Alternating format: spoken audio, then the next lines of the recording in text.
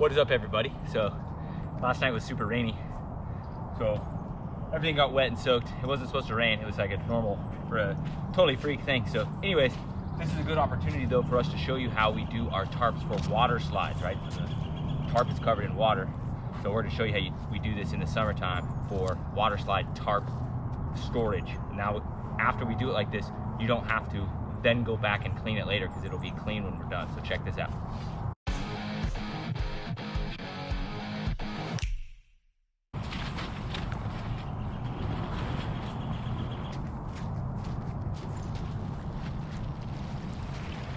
Water comes right off.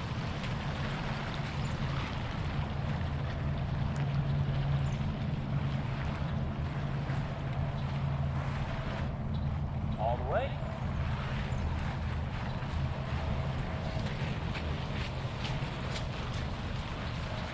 We come back with it, settle it down, and fold in half.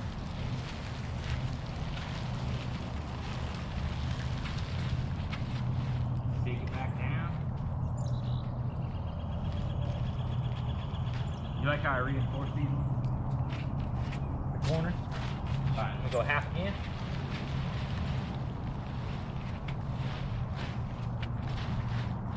All right, pull your right side. All right, I'm gonna go half again.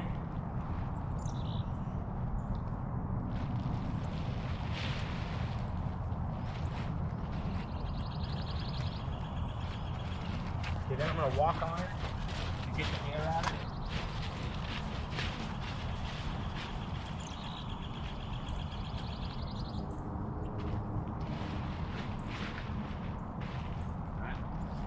Come back this way, fold it lengthwise about 7/8 of the way. So I leave a little space like that. I come back up to the top, and then you roll nice and tight.